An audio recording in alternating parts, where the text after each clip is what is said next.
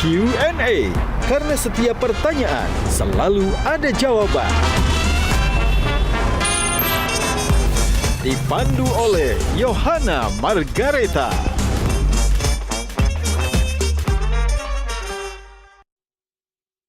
Dipersembahkan oleh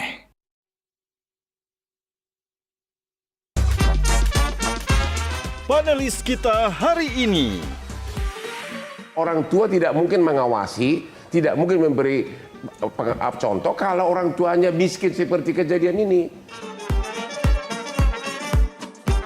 Buat Pendeta Marcel dan Habib Jafar, apakah Anda yakin anak Anda tidak akan durhaka?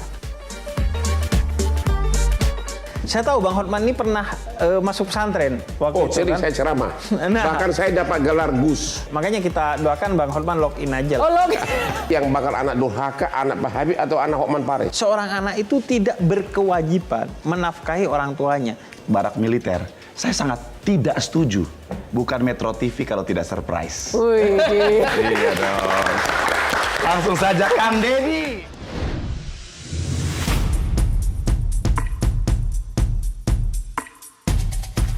Gajah Duduk dipilih karena keunggulan dalam berinovasi, sehingga melekat di hati masyarakat secara turun-temurun. Perkembangan sarung sedemikian pesatnya, hingga sekarang tidak hanya digunakan pria sebagai outfitnya, tapi juga wanita di segala suasana.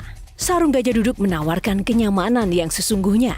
Gajah Duduk hadir di setiap momen terbaik Anda. Sesuai dengan tagline kita, sarung Gajah Duduk adalah legenda Nusantara. Sarung adalah budaya kita, sarung adalah Indonesia.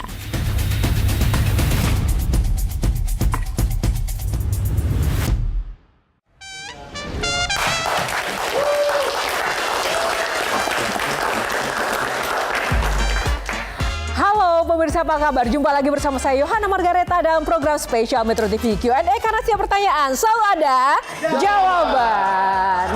Nah, ada apakah dengan Q&A malam ini? Kali ini Q&A hadir dengan membahas topik yang sangat dekat dengan Anda pemirsa, tentu saja untuk mendidik anak-anak, karena banyak kasus kali ini yang terkait dengan anak-anak dan juga masalah dengan orang tuanya. Kita tahu bahwa anak adalah anugerah, anak adalah titipan Tuhan yang harus dididik dan dibesarkan dengan sepenuh hati. Berbagai masalah sering muncul dalam proses tumbuh kembang seorang anak. Inilah Q&A, bukan anak durhaka. Kita berikan tepuk tangan dulu malam ini. Habib dan juga Pak Pendeta, ini kan kita mau bicara tentang anak durhaka nih judulnya. Nah, kalau jadi pemuka agama, jadi Habib, jadi Pendeta Marcel, itu jadi beban nggak sih? Kan orang kan pengennya, wah ekspektasinya sempurna banget nih dua sosok, pasti nggak mungkin dong pernah nakal, nggak mungkin jadi anak durhaka. Menurut Habib? Oke, kalau aku, jika kehabiban atau ketokohan secara agama dilihat sebagai privilege, tentu itu menjadi sesuatu yang menyenangkan. Tapi kalau dilihat sebagai tanggung jawab, itu tentu adalah sesuatu yang penuh tantangan, bahkan kadang memberatkan bagi kita.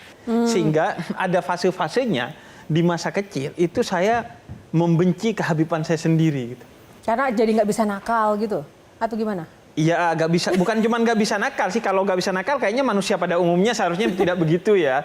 Tapi tidak bisa melakukan sesuatu yang dia tidak disebut nakal, tapi dianggap sesuatu yang tidak ma'ruf, tidak pantas bagi seorang Habib. Kalau misalnya sekarang Pak Pendeta, anak durhaka menurut Pak Pendeta itu apa? Ya, kalau dalam perspektif firman Tuhan tentunya ya, durhaka kedua sisi tentunya. Yang pertama ke orang tua, yang kedua tentunya ke Tuhan.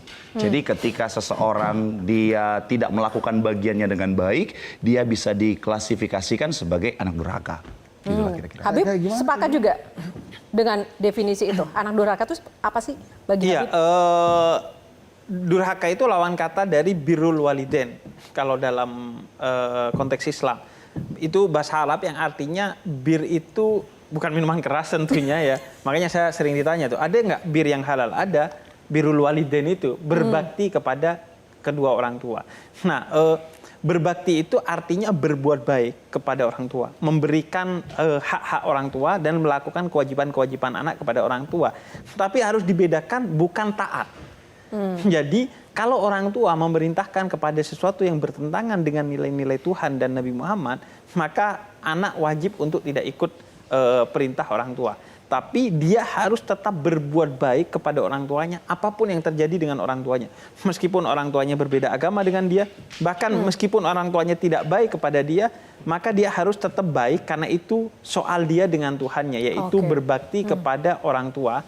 Dan justru itu puncak bakti. Ketika orang tua tidak baik kepada kita, dan kita baik kepada orang tua, itu puncak baik. Karena kalau baik kepada orang baik itu transaksi, tapi kalau baik kepada orang yang tidak baik itu menurut saya edukasi dan revolusi. Nah, ini juga quotes juga sebelum kita ke panelis, ada fenomena yang meresahkan akhir-akhir ini Habib dan juga Pak Pendeta Marcel dan rekan-rekan semuanya, karena banyak sekali kasus sekarang yang kita lihat itu anak menyiksa orang tuanya, anak menelantarkan orang tuanya. Kita langsung saja buka beberapa kasus yang kami capture, yang kami catat.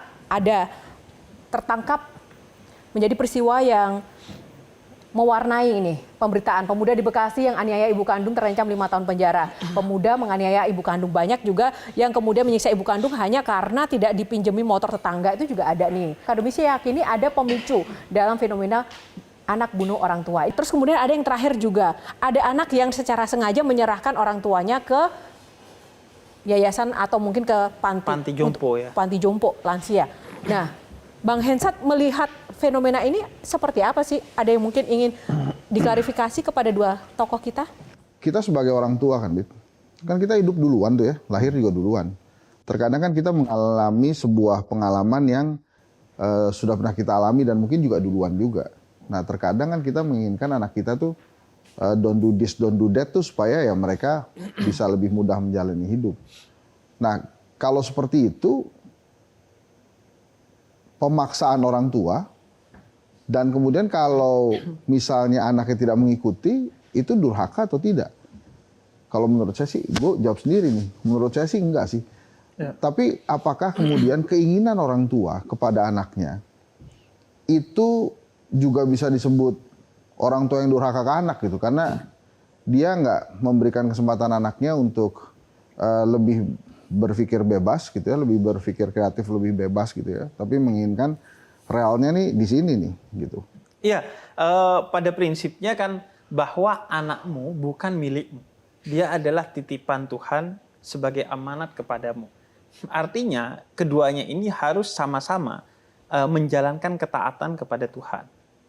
Jadi pola pendidikannya harus betul-betul sama-sama taat kepada Tuhan dan bersama-sama berjalan dalam rel ketaatan kepada Tuhan.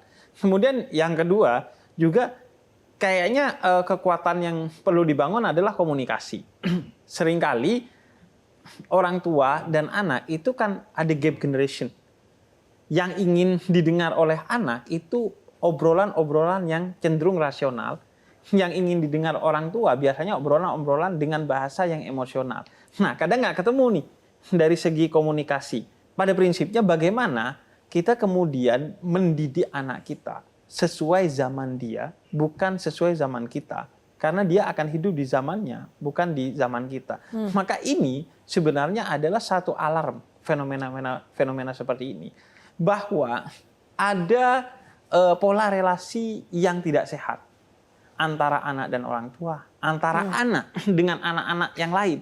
Misalnya cyberbullying di media sosial, tingkat bullying di sekolah. Kemudian ada relasi yang juga tidak sehat antara anak dan negara misalnya. Kemiskinan di kita masih sifatnya struktural. Jadi faktor-faktor itu semuanya harus diurai bersama karena menjaga masa depan bangsa, yaitu menjaga masa depan anak-anaknya. Itu yang harus menjadi investasi kita di masa depan. Bagaimana memposisikan anak pada positioning yang tepat. Jadi tidak seenaknya. Misalnya tadi seringkali kan orang tua itu menjadikan anak ekspektasi. Dia mau jadi polisi, tapi gagal jadi polisi, anaknya dipaksa jadi polisi. Dia pengen jadi dokter, nggak keterima di fakultas kedokteran, anaknya dipaksa untuk jadi dokter. Sehingga seharusnya orang tua mengajak anak menemukan dirinya dengan segala passion yang ada di dalamnya. Ini enggak. Orang tua memaksa tuh. Ini menarik. Kalau Bang Hotman, pengacara, anaknya gimana Bang? Kalau lihat Bang Hotman kan dengan kehidupan glamor, dunia malam, dengan kontroversinya, anaknya juga kayak Bang Hotman nggak sih Bang? Itulah orang salah menilai saya. Oke. Anda sudah dengar Otto Hasibuan betapa saya jam 6 pagi buka kantor sendiri. Anak saya itu melihat saya bekerja dari subuh sampai malam. Ya, anak saya itu melihat betapa setiap dia dibutuhkan saya ada. Anak saya semua di sekolah internasional, tapi setiap dia ada rapot aku yang datang. Ya, setiap bulan summer school dia saya kirim ke Oxford kemana-mana, ibunya yang berangkat. Intinya adalah bahwa contoh nyata dari perbuatan orang tua dan pengawasan itu sangat penting. Itu saya alami waktu kecil. Masalahnya dalam contoh-contoh yang terjadi sekarang itu, orang tua tidak mungkin mengawasi, tidak mungkin memberi contoh kalau orang tuanya miskin seperti kejadian ini. Faktor kemiskinan adalah faktor utama yang terjadi dalam contoh-contoh tadi yang diberikan itu. Oke, Pak Pendeta setuju faktor kemiskinan menjadi salah satu. Karena kalau miskin faktor. mana ada waktu untuk mendidik anak. Tapi orang berada pun juga banyak yang nggak punya waktu untuk anaknya, sehingga anaknya juga tetap saja durhaka melakukan Iya, bahkan hal-hal. dalam sisi lain Bang Hotman banyak kasus-kasus justru orang yang tajir melintir, yang kaya raya, Anaknya bermasalah, penuh dengan kriminal. bermasalah. Bahkan kadang bermasalahnya bukan dengan Makanya dirinya, saya bilang dengan orang tadi, lain. di samping faktor kemiskinan juga faktor adanya waktu dari orang tua untuk memberikan contoh, memberikan kasih sayang dan pengawasan setiap hari. Nah, Itu yang saya alami tiap hari. Orang selalu bilang saya glamor, memang iya. Tapi kalau Anda lihat kehidupan saya di rumah, benar-benar saya ada waktu untuk di rumah, dan akhirnya 3 anak saya semuanya lulusan Fakultas Hukum dari Inggris. Oke. Kalau Pendeta Marcel? Oke, nah saya sangat setuju ketika bicara tentang parenting itu penting ya. Jadi ketika bicara tentang orang tua ketika hadir, itu sangat punya dampak yang luar biasa buat si anak ini. Ya. Jadi ketika bicara tentang, ada orang memang karena faktor kemiskinan, akhirnya dia tidak bisa hadir untuk anaknya. Ada orang karena justru karena faktor kesibukannya, pekerjaan, kekayaannya, akhirnya dia tidak punya waktu untuk anaknya. Makanya saya kagum sama Bang Hotman, bahwa sudah kaya jadi contoh yang baik lagi ya. Saya tahu Bang Hotman ini pernah masuk pesantren waktu Oh, itu jadi kan. saya ceramah. Nah. Bahkan saya dapat gelar Gus. Makanya kita doakan Bang Hotman login aja lah. Oh, log.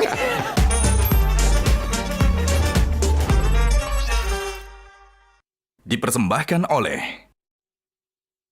Jelajahi cara baru mendapatkan informasi. Download Metro TV Extend sekarang.